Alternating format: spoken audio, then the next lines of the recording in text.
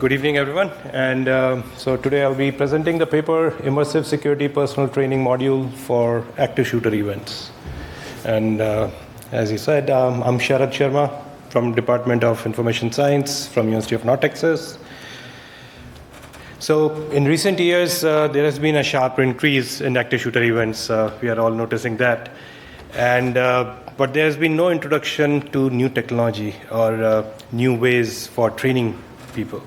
Right? So this paper kind of presents an immersive training module to prepare for active shooter events. So it's all about, there's a saying, practice makes a person perfect, right? So if you practice more and interact in the environment, you'll learn and you'll be able to handle emergency situations much better. So there has been progress in human motion and other things, but again, bringing those things into a training module is the need of the hour. So it's not practically possible to create a real-time emergency with fire and smoke and ask participants to evacuate. Practically not possible, legally not possible, health conditions obviously not possible. But again, there is a need to prepare for these events. So when these emergencies do occur, if we knew that emergency is going to occur, we'll probably stop that from happening in the first place. We'll not be there for collecting data, right? So it's very difficult to collect data about emergencies when they have already occurred, right? So in a virtual environment, as long as the environment feels real, we just heard about the sense of being there, the sense of presence, right? So if you feel the sense of presence inside the environment, you are more likely to gather human behavioral data of how humans are going to behave in emergency scenarios. So the more you feel the environment is real, the more likely is you'll gather more real-time data on how people are going to behave in emergency situations, right? So there is a need to prepare for emergency events. We are unable to predict when emergencies do occur, and it's difficult and complex to gather this real-time data. And again, cost and risk to determine these crowd characteristics in emergency situations is also pretty high, right? So one of the key things which was noticed was on September 11, the entire staff, they calmly and safely evacuated their building on the 9th floor, which was a success attributed directly towards the customized planning and drills that were performed, right? So one way to address this issue is to create a platform, a collaborative virtual reality platform where you and me can be immersed in the environment at the same time. And of course, when we talk about this environment and we enable people to enter the environment, we could probably have, let's say 15, 20, 25 people wearing Oculus Rift inside the environment. But if it's a big environment, you would like to have hundreds, 200, 300 more people inside the environment. So there's again a need to have NPCs, non-player characters, AI characters, which can interact with the user-controlled characters, right? So you can create a test bed, you can create different what-if situations and have X number of people with, say, panic behavior or with different kinds of behaviors that you can associate, or goal-following behavior or leader-following behavior. You can implement those behaviors, and before the simulation starts, you can have these many people already there inside the environment. The goal would be, say, if you enter as a policeman as an avatar, you can assign safe zones. So if you assign safe zone, then you will have these characteristics of, let's say, a set of people that you program that can be leader-following characteristics. So they would be following the police officer towards a safe zone. Once they reach the safe zone, they can just remain over there. And it depends upon how the police officer decides to carry it further, right? So again, conventional performance-based tests, especially for fire emergency evacuation drills, are obviously expensive to perform in real-world conditions. And of course, as I said earlier, it's difficult to create a real emergency in the first place and then do drills. So IRB won't allow, nobody will allow that to happen, right? So obviously there are challenges with safety, risks that are associated with it, and obviously the legal aspects. So immersive VR training platform will allow us for collection of data on various what-if scenarios in response to active shooter events in a building. This data collected can be used to sharpen skills of security personnel on how to follow correct procedures and improve response time. The immersive VR training environment will lead to immersive learning, where the trainee is virtually immersed in a safe and instructive environment that allows him to learn at its own pace. So you can create different what-if situations, and you can autonomously move inside the environment and interact with NPCs as well as other characters that are present inside the environment.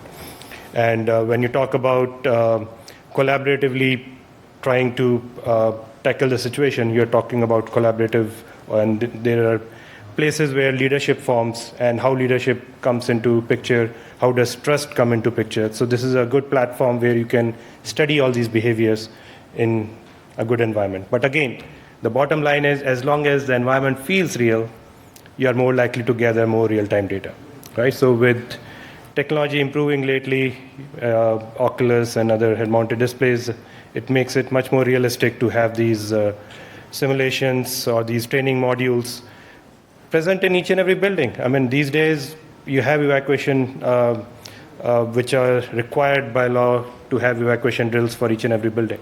So instead of allowing people just to go down, it will be much more meaningful to have these training done with real cases, real world situations, and more better way of creating emergencies. So again, modeling human behavior becomes very difficult, and because of the unpredictability that comes with it, and it's very difficult to model a human behavior. And there have been studies that have been conducted which show that many lives have been lost during evacuation exercises in places of public assembly, like subways, libraries, public buses, and so on. So modeling such an environment is important, because in real emergencies we experience in day-to-day life, there is a need to prepare for these extreme events. So again, what we propose over here is doing virtual evacuation drills, right? So virtual emergency response and decision making, right? So virtual evacuation drills are necessary to study human behavior under panic and stressful situations, which cannot be evaluated in real-world conditions, because you cannot create panic in real-world situations with participants. But in a virtual environment, that is possible. You could create fire and smoke. You could go through it.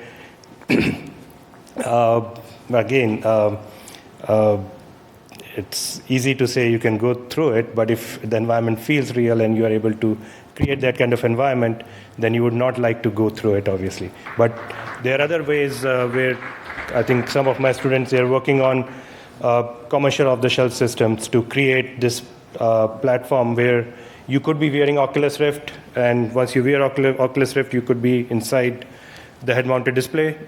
Now you can connect, let's say, $5 fans or $5 heaters, small heaters, and you can connect it with the Strawberry Pi, and you can enable it at low, medium, and high setting.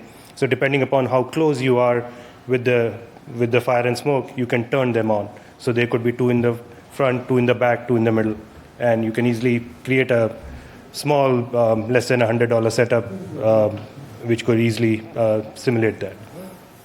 Right. So the use of collaborative virtual environment allows us to run evacuation drills. It eliminates the risk to injury to participants and allows for testing of situations which cannot be tested in real-world situations or real-world conditions. So the main objective, as I said over here, for this work to verify the feasibility of designing a training scenario in a collaborative virtual environment, and the usability of training security agents to respond to emergency situations like active shooter events or fire and smoke, or situations like bomb blast.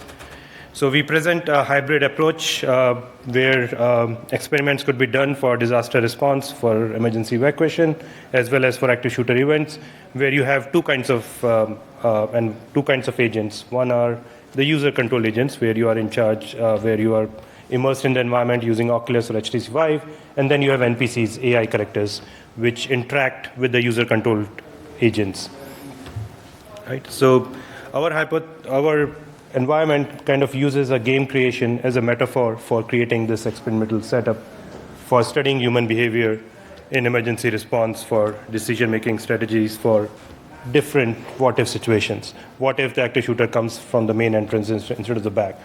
What if most of the people are over here in a different room than what we were considering? So you can play around with different situations in the design and then conduct that training drill. So we we created the environment for both immersive as well as non-immersive environment. In a non-immersive environment, it will be more like a gaming kind of platform where you're using a mouse and keyboard to move the avatar around. While in Oculus, it will be more immersive, and you can use the Oculus controllers to move around inside the environment. Right? So our hypothesis is that the sense of presence that is provided inside the multi-user environment will allow running for training simulations and conducting evacuation drills. And of course, virtual evacuation drills are more cost-effective. They take less setup time. They're able to simulate real-time dangers, and they, of course, have improved response time. There are, of course, a lot of research objectives that can be looked into when you create a test bed like this, where you have user control agents and AI agents, and you can create different what-if situations. What if the fire is at one place instead of it's at a different place? And so you can create all these situations, and you can talk about trust. How does trust develop between the participants? If there are people that have which they don't know each other, let's say they have no affinity or they have no past background, then how does leadership form within those areas? Is it based on maybe some background or maybe some situation? So there, all these questions can be looked into for this from the objectives. But apart from that, you can also look for places where you could look for leadership, trust, and other aspects of unexpected behavior which could be formed. So again, our methodology is more based on experimental design approach, where we are creating this platform to study all this behavior and basically collect data on situations that cannot be collected in real-world conditions. So I'll move on to the active shooter response. Again, we created this environment for a campus environment. So the idea was that we will be able to collect data or have participants use this environment. And the idea was that it should feel real. So we recreated the campus environment, and most of the participants were the participants who knew the building already in place. So we kind of created two modules, one for the occupants or the civilians or the occupants of the building, which was based on the Homeland Security protocol of run, hide, and seek, run, hide, and fight. And then we created another module for security personnel, how to tackle the situation. So again, this was also to be tested on campus using security personnel on campus. So which was also including 4 different modules. One was for situational assessment, second for individual officer intervention, third for contact officer or team response, and the fourth one was rescue task force. So again, if there is anything that I would love for you to take away from this talk would be this run, hide, and fight, right? So it's based on Homeland Security protocol.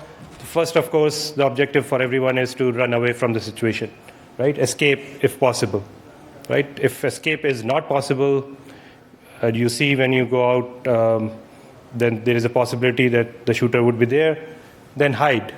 Second option is hide if escape is not possible. Lock all your cell phones, close the doors and blinds, and make it secure.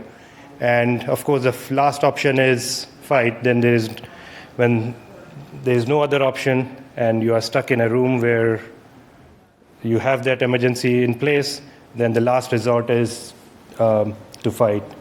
And according to the Homeland Security protocols, whatever you look inside the environment and find objects that you could use as items or to throw around.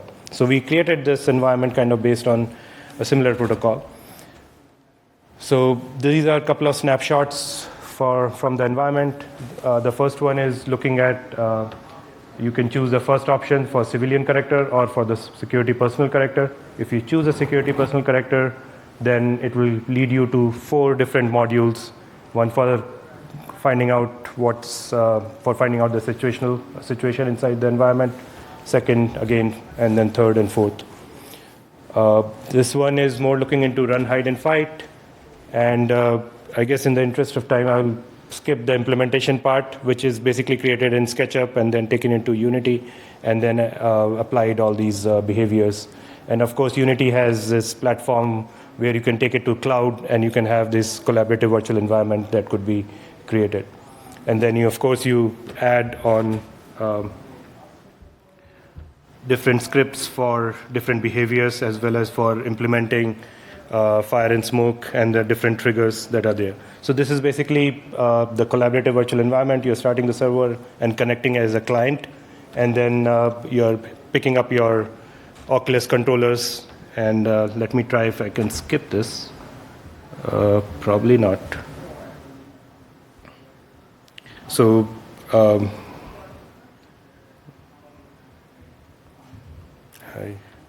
there is no way to move forward. So I'll wait for a little time.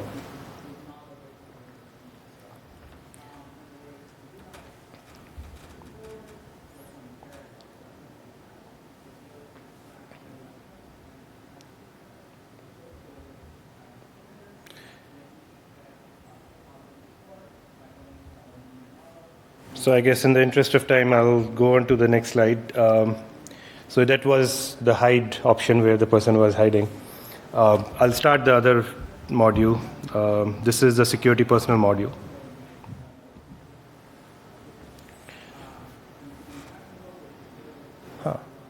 Didn't see that coming. I think it's probably the graphics card of this computer.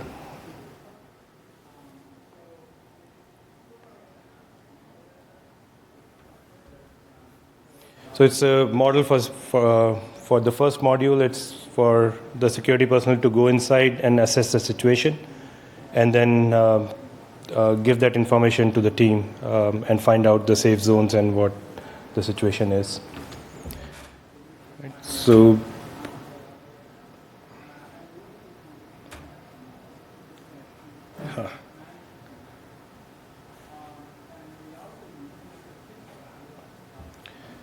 So let me continue further, I guess. So we did evaluated the module. So we did a limited user testing as of now. We were hoping to do much more bigger user testing, but I guess after COVID happened and with limited scope for in-person meeting, we had our task cut out. So we did a limited user testing, but we are going to conduct a bigger test soon. So we evaluated it with 10 users, and we used the presence questionnaire to test it. These were some of the questions that were part of it. And the users were able to wear the Oculus Rift, they move around and interact inside the environment as autonomous agents and interact with the NPCs also, or AI agents. And they were able to visualize the environment and other computer-controlled agents too. And stress, panic, and anger could be induced in the environment through the inclusion of smoke and fire.